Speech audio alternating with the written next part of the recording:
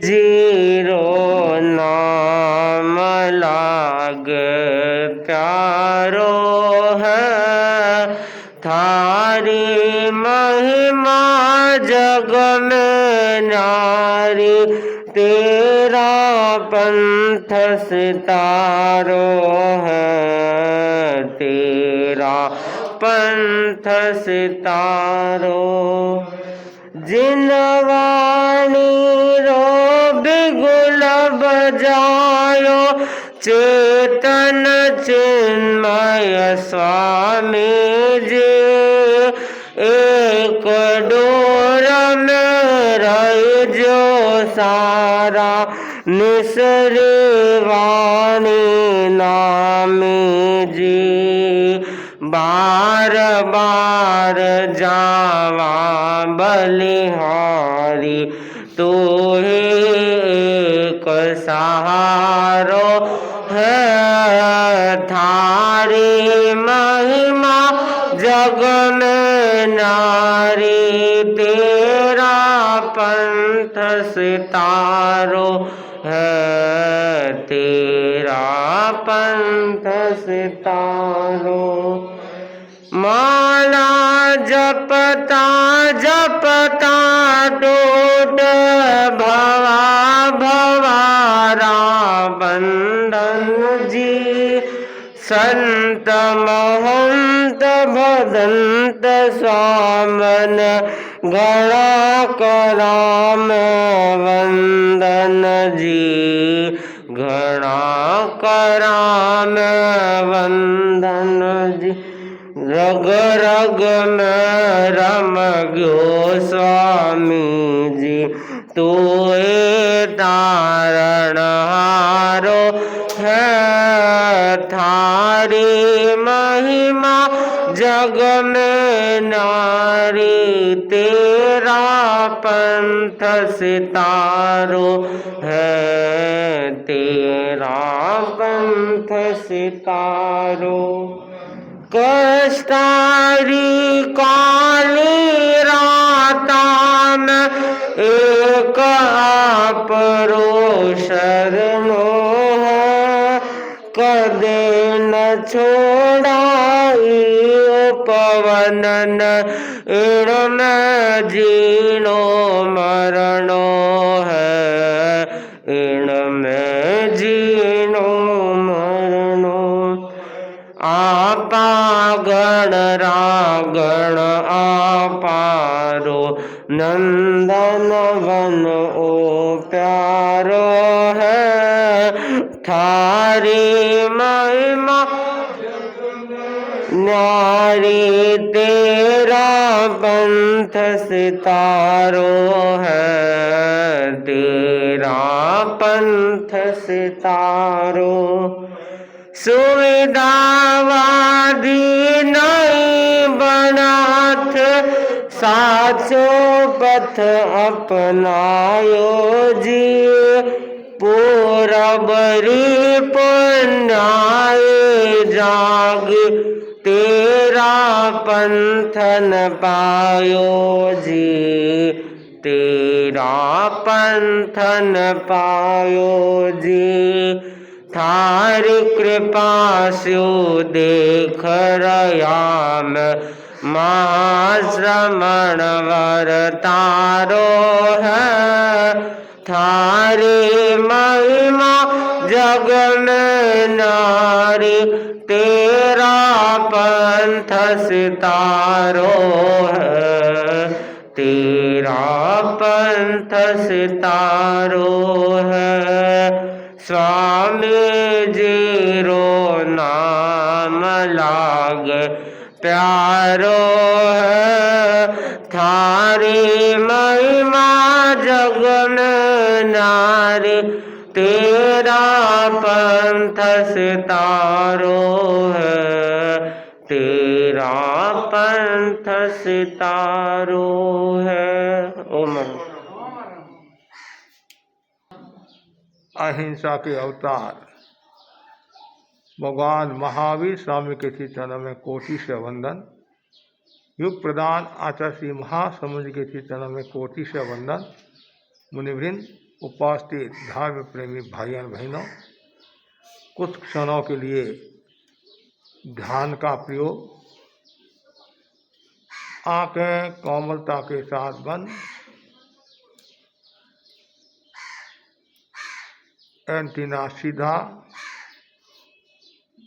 9 बार महाप्राण ध्वनि का प्रयोग।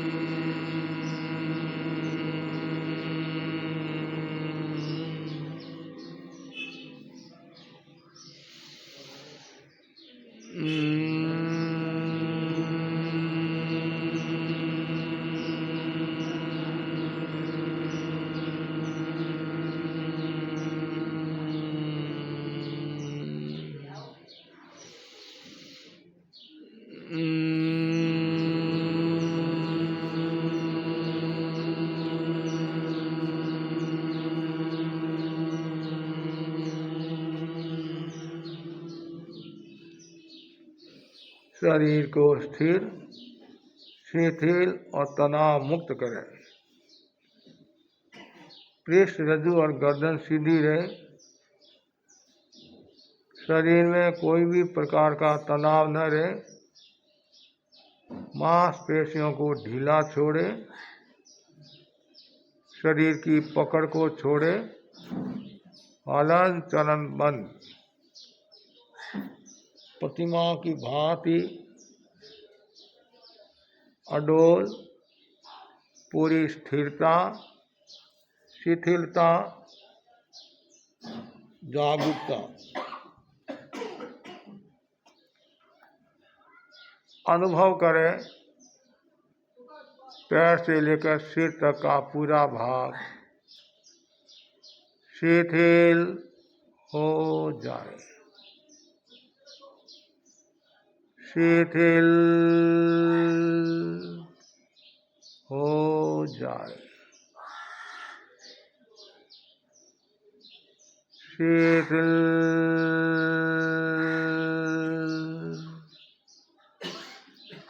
हो जाए।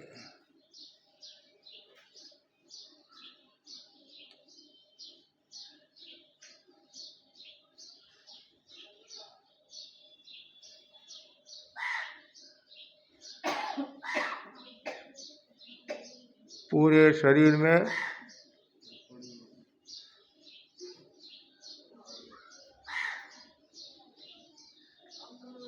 हल्केपन का अनुभव करें। पैर से लेकर सिर तक का पूरा भाग शिथिल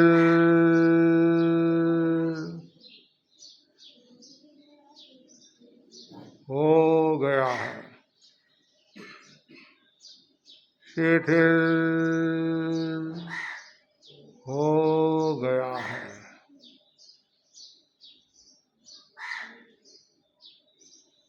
तीन दीर्घ श्वास के साथ प्रयोग संपन्न करें। श्वास ले, श्वास छोड़े, श्वास ले, श्वास छोड़े, श्वास ले, श्वास छोड़े। ध्यान संपन्न।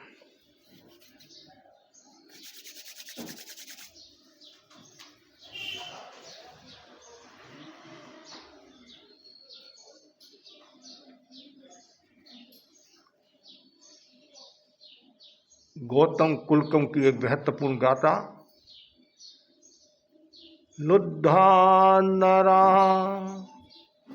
अथ पराहवन्ते मूढ़ा नरा काम पराहवन्ति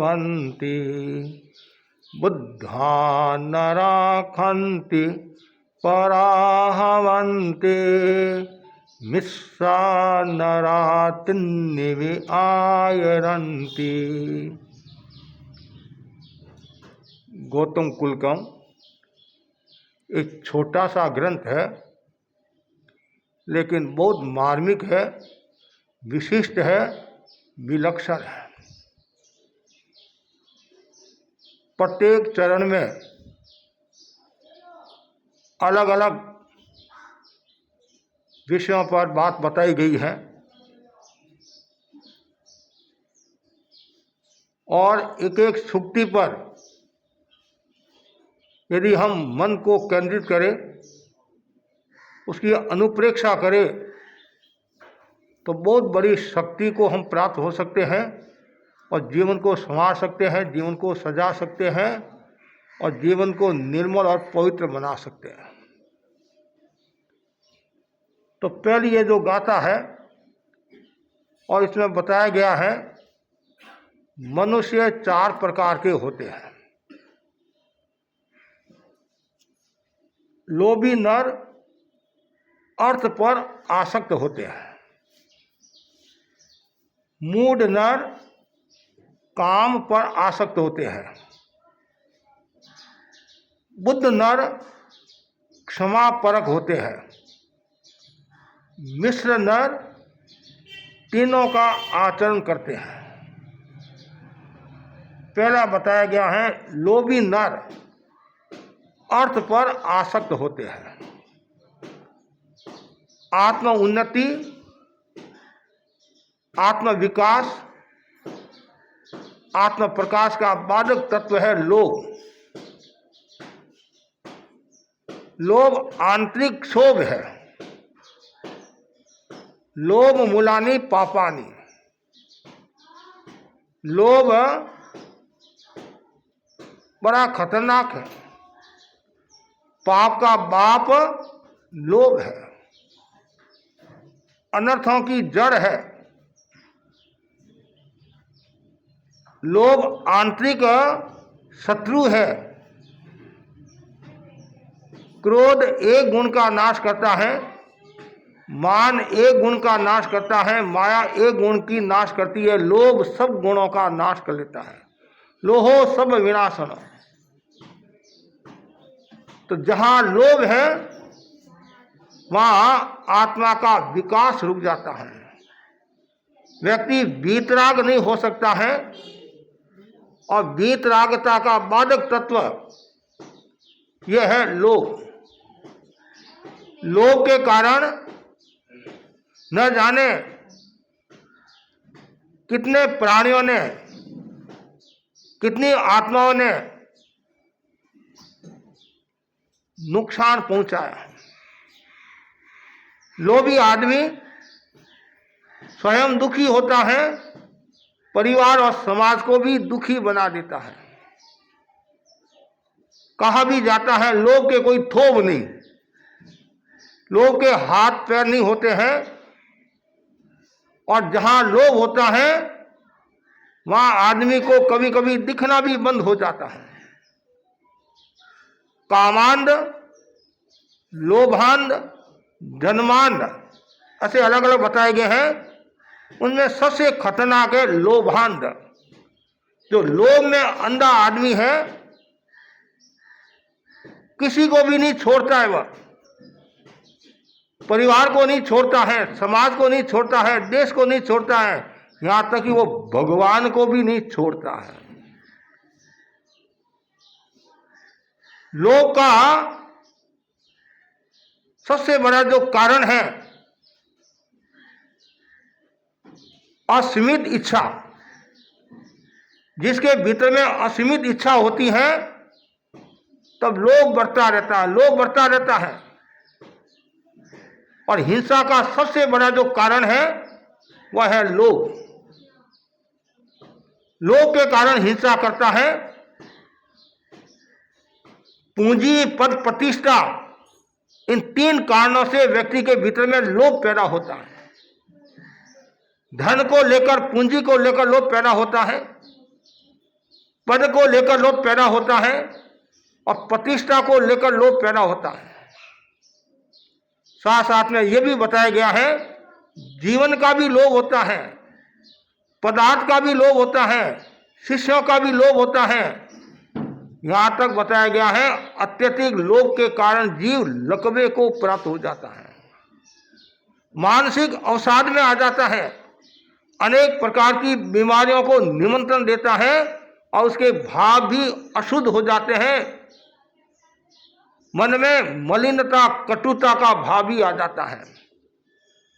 लोभ के कारण वैर भी पैदा होता है, और वैर के कारण जीव नरक में जाता है, दुर्गति में जाता है। नरक गति के चार जो कारण बताए हैं, महाआरंभ, महापरिग्रह, पंचेंद्रिय वध, मांसाहार।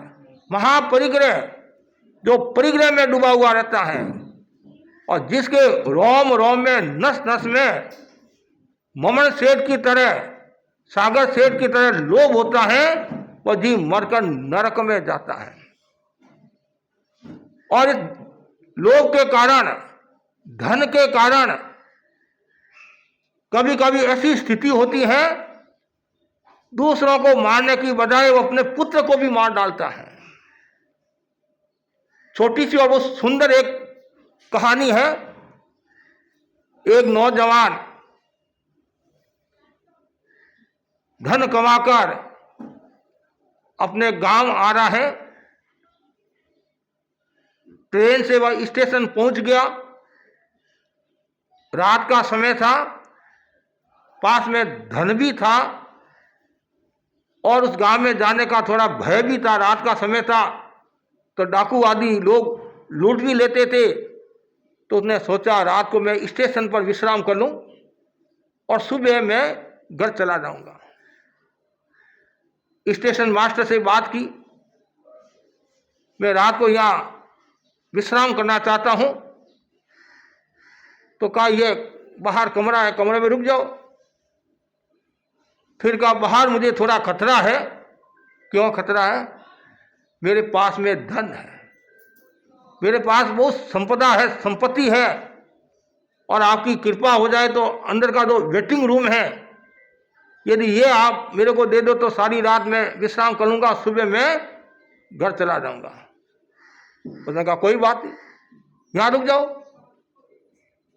और वो वहां रुका। इतने में क्या होता है, स्टेशन मास्टर के मन में लोभ आ गया, पाप आ गया। यहां कौन देखने वाला है, इसको मरवा डालूं और संपदा मुझे मिल जाएगी, धन मुझे मिल जाएगा। इधर क्या होता है, एक भला आदमी भी वहां था। भले आदमी के मन में दया का भाव आया, उसने सुन लिया था और कहा तू यहाँ मत रहे, यहाँ खतरा है। तो क्या करूं, मेरा क्वार्टर है, उस क्वार्टर में आराम से सो जा। उसने सोचा ये आदमी भला लग रहा है, कहीं कहीं विश्वास तो करना पड़ेगा, भला लग रहा है। उसने क्या किया, वो स्थान परिवर्तन कर लिया और पास वाले क्वार्टर रूम में आकर सो गया आराम से, कोई टेंशन नहीं। इतने में क्या होता है, स्टेशन मास्टर का लड़का दोस्तों के साथ में सिनेमा देखने के लिए गया था। आज तो कम देखने के लिए जाते, घर में सिनेमा बूथ है, हाँ टीवी है, मोबाइल है, न जाने कितने साधन हो गए हैं, फिर भी लोग देखने के लिए जाते हैं। उसने सिनेमा देखा, देरी होगी, सब दोस्त अपने अपने घर चले गए। उसको नींद आ रही थी, घर जाऊंगा, कहीं बीच में गिर गया तो मुश्किल हो जाएगी। वो वेटिंग रूम, अब पलंग पड़ा था, खाट पड़ा था, उसके ऊपर जाकर सो गया और कपड़ा ओढ़ लिया। इधर वो स्टेशन मास्टर ने जिसको कहा था रात को खत्म कर देना, रात को 12-1 बजे का समय, ये तो आराम की नींद ले रहा, वो आया और गला काट दिया, खत्म कर दिया, खत्म कर दिया। अब उस चंडाल ने स्टेशन मास्टर को कह दिया काम मैंने कर दिया है, उसको 2-5 हजार जो देना था दिया और रवाना कर दिया। और ये जैसे ही अंदर जाता है जेब टटोलता है, मनुष्य का स्वभाव है, सबसे पहले जेब टटोलना मनुष्य का क्या, बहनों का भी स्वभाव होता है। बहनें जब कपड़े धोती हैं, हाँ, तो पहले वो जेब टटोलती है, जेब टटोलती है, तो उनके वो मन में वो भाव नहीं होता है कोई कागज है, पैसा है आदि एक मन नुकसान न हो जाए, और कभी कभी उनके मन में भी लोभ आ जाता है, ऐसे तो पति देता नहीं है, ये मौका है, हाँ हाँ। तो जैसे ही वो जेब टटोलता है, कुछ नहीं, उसके मन में शंका हुई, क्या बात है, ये देखा, सब देख लिया, कुछ नहीं, कपड़ा को हटाया, देखा तो भी कुछ नजर नहीं आया। इतने में बत्ती की प्रकाश किया, अंधेरा था, प्रकाश किया, देखता है अरे ये तो मेरा ही लड़का। तत्काल नीचे गिर पड़ा, मूर्छा में आ गया, बेहोश हो गया। मैंने मेरे लड़के की हत्या की, मैंने मेरे लड़के की हत्या की।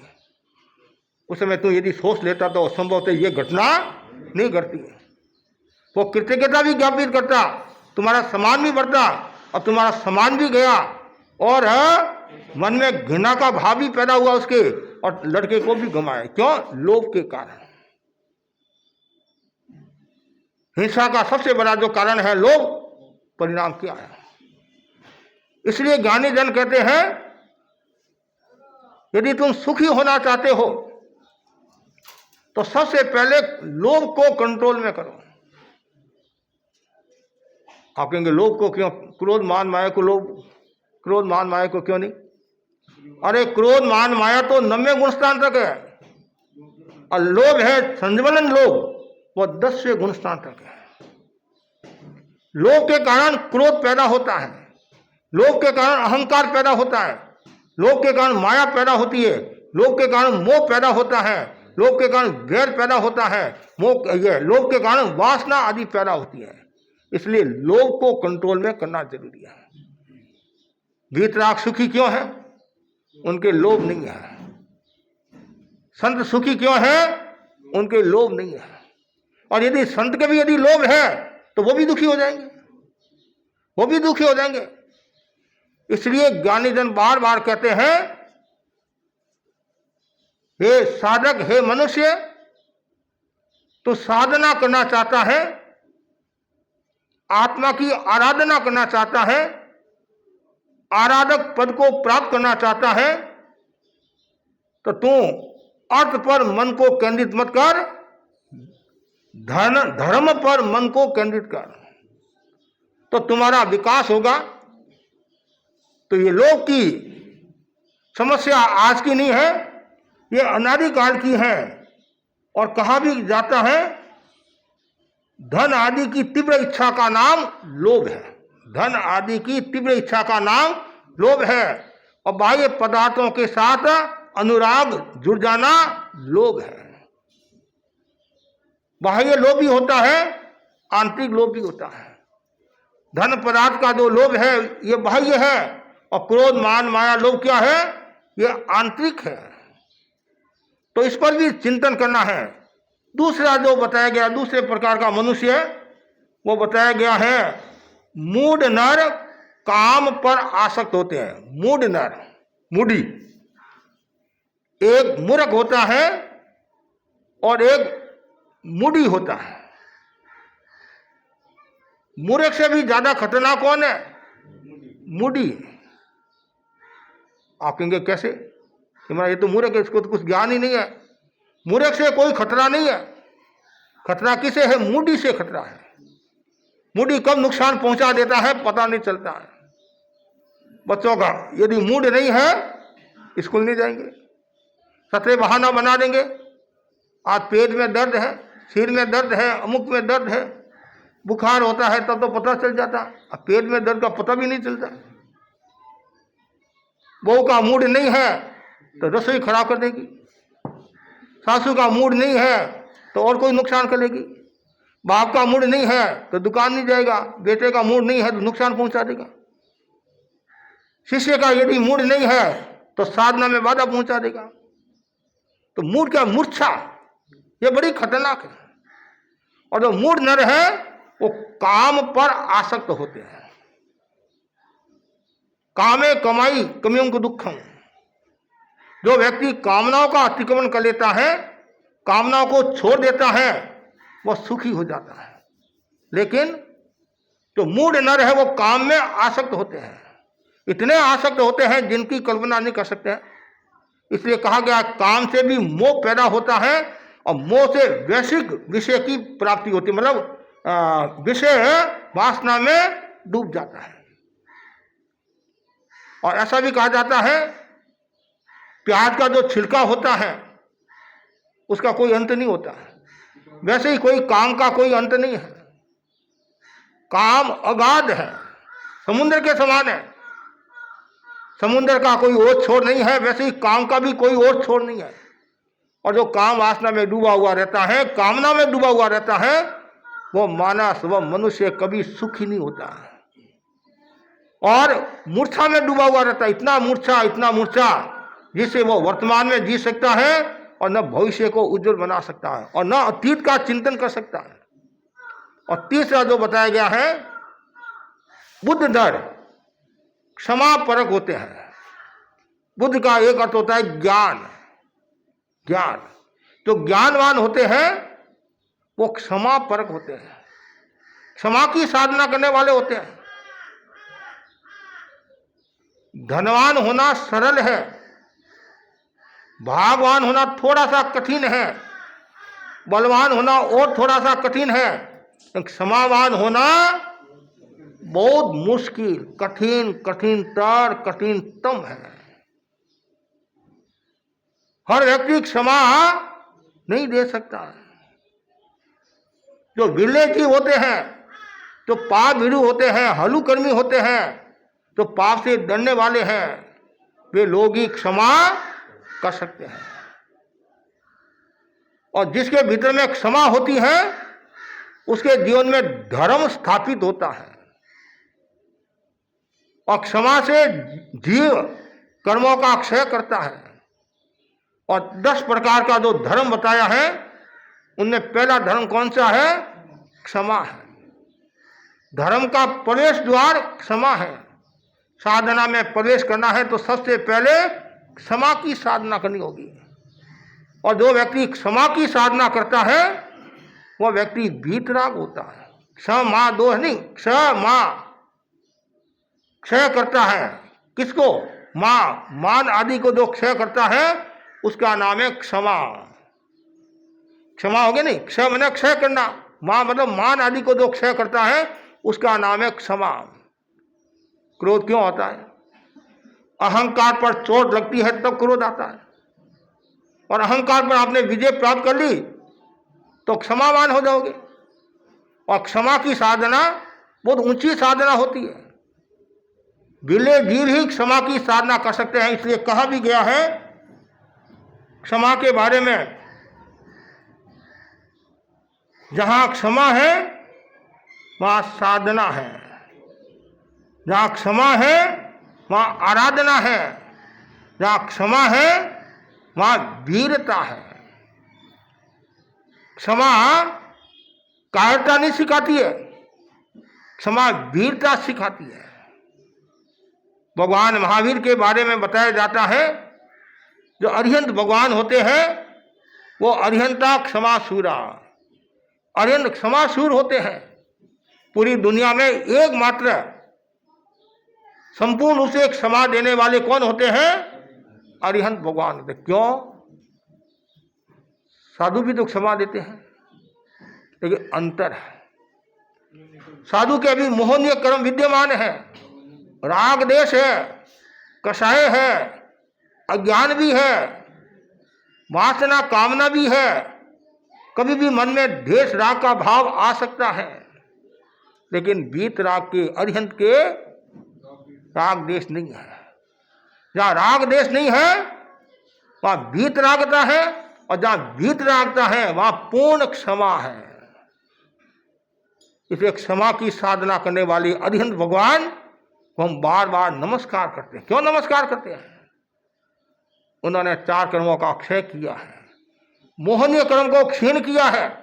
ऐसे हम साधु को भी नमस्कार करते हैं। क्यों? 5 महावतधारी साधु है, लेकिन अरिहंत अरिहंत होते हैं।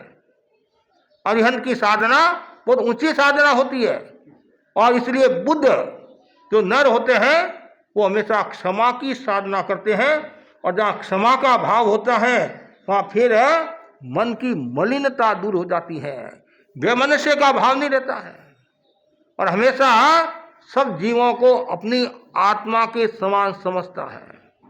आत्मवत सर्वभूतेषु, जो जीव सभी को अपनी आत्मा के समान समझता है तो समझना चाहिए उसके भीतर में क्षमा का विकास हुआ है, क्षमा है।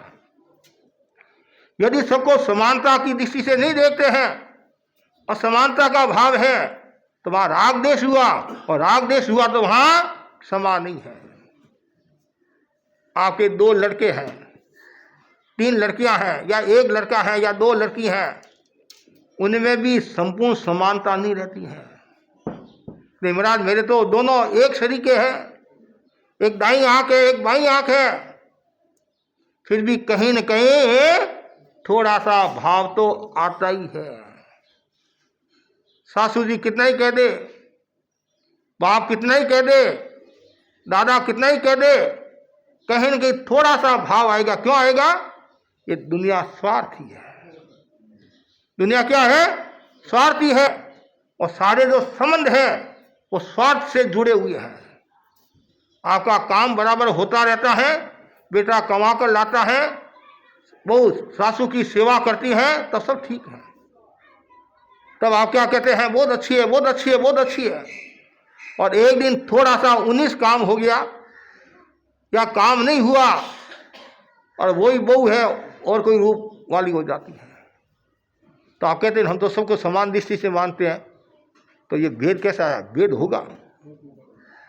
कितना ही कह दे हम, कोई भी हो, जब तक छद्मस्त है, मोहनीय कर्म का उदय है, राग देश है, ये संभव है। किसी को नहीं आता, बहुत खुशी की बात है, प्रसन्नता की बात है, और हमारा लक्ष्य वही है, क्षमा की साधना करना। और जहां क्षमा होगी वहां वैर नहीं होगा, और जहां क्षमा नहीं है वहां वैर है। अरिहंत भगवान हमेशा क्षमा शुरू होने के कारण किसी से वो वैर नहीं रखते हैं, हमेशा अपने में रहते हैं, अपने स्वरूप में रहते हैं। तो मैं भी आपको कहना चाहता हूं, हर पल हर क्षण क्षमा की साधना करें। क्षमा को हम तीर्थ कह सकते हैं, क्षमा को गंगा यमुना सरस्वती कह सकते हैं,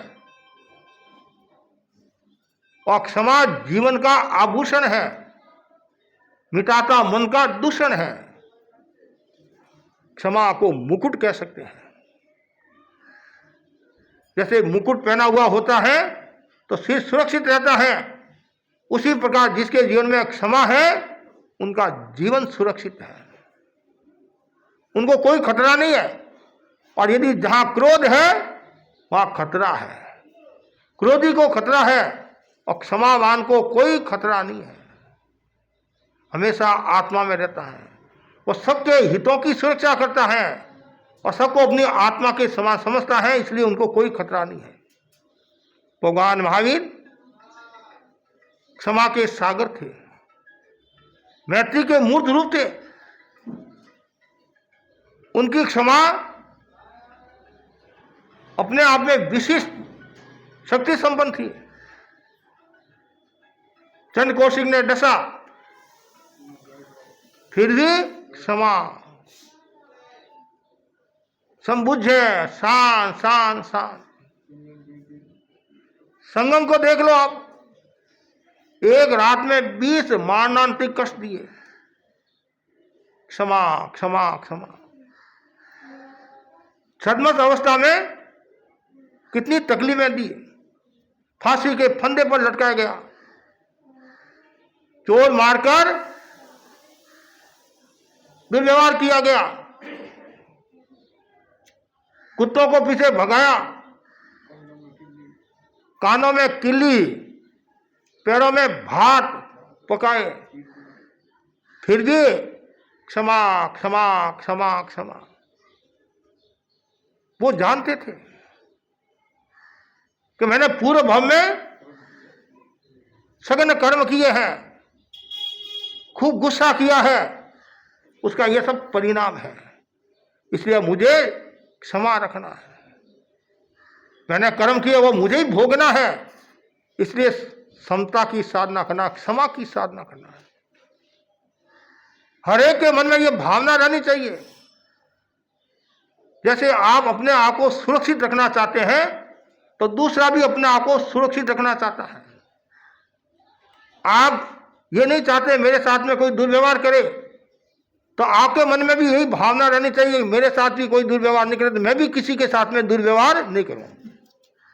जब दुर्व्यवहार होता है तो वहां अहंकार, और अहंकार के कारण क्रोध पैदा होता है, वहां मन में मलिनता का भाव आ जाता है।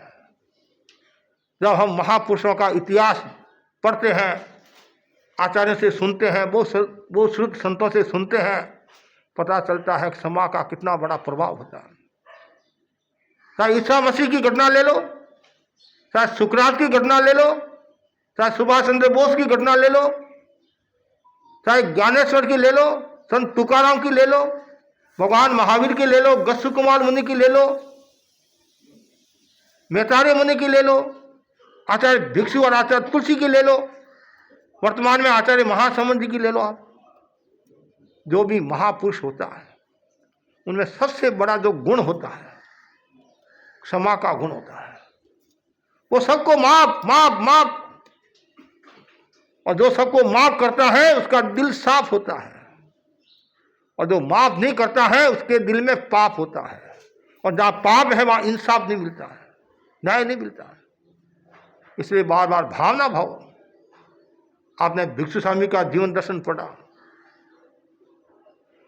जीवन में कितने उतार चढ़ाव आए, कितने कष्ट आए, 5 वर्ष तक उनको पूरा आहार पानी नहीं मिला, 35 वर्ष तक साधुओं की संख्या नहीं बढ़ी, पूर्ण वस्त्र नहीं मिलते थे, खान का अभाव, सब अभाव ही अभाव। फिर भी उन्होंने अंत समय में क्या कहा, मेरे कोई उनायत नहीं रही, कोई काम बाकी नहीं रहा। जिस सत्य के खातिर मैंने घर छोड़ा था, साधना के लिए घर छोड़ा था, आज मुझे प्रसन्नता है। ये बात कौन कह सकता है? जिसके जीवन में क्षमा होती है वही व्यक्ति ये बात कह सकता है।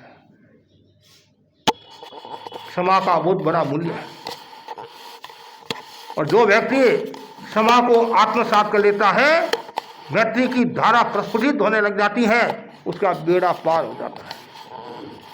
चौथा जो नर होता है मनुष्य, वो तीनों का मिश्रण करता है।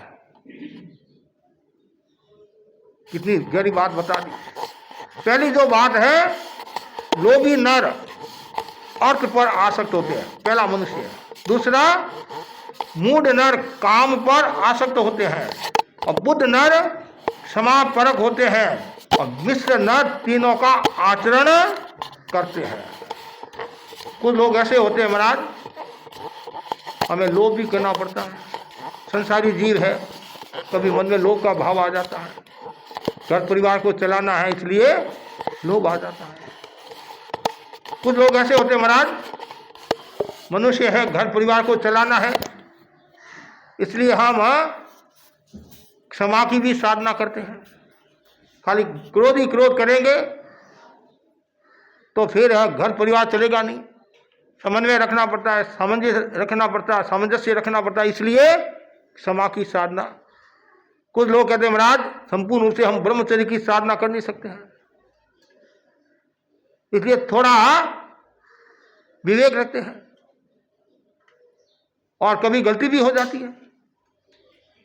तो जो मिश्र नर होता है वो तीनों का आचरण करता है। कुल मिलाकर गौतम कुलकर्म का यह तो पहला पद्य 4 प्रकार के जो मनुष्य बताए हैं, और इस पर आपको चिंतन करना है, और कौन सी सुक्ति को अपनाना है।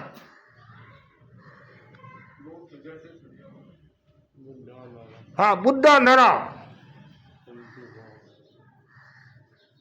खंती परा हवंती है। बुद्ध नर है, वो क्षमा परक होते हैं, तो आपको लोभ पर भी ध्यान नहीं देना है, काम पर भी ध्यान नहीं देना है, मिश्र पर भी ध्यान नहीं देना है, एकमात्र क्षमा पर ध्यान दो। आपको क्षमा पर यदि आपने ध्यान दिया तो कभी न कभी वह दिन आएगा, खपक श्रेणी में आरूढ़ हो जाओगे और कर्म क्षय करके मोक्ष को प्राप्त हो जाओगे। खपक श्रेणी कौन से गुणस्थान से में होती है, शुरू होती है? 8वें गुणस्थान।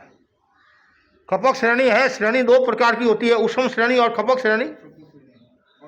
उपशम श्रेणी है वो 8वें गुणस्थान से शुरू होती है, खपक भी 8वें गुणस्थान से शुरू होती है। उपशम श्रेणी में क्या होता है, कर्मों को, कषाय को दबाता हुआ, उपशांत करता हुआ आगे बढ़ता है।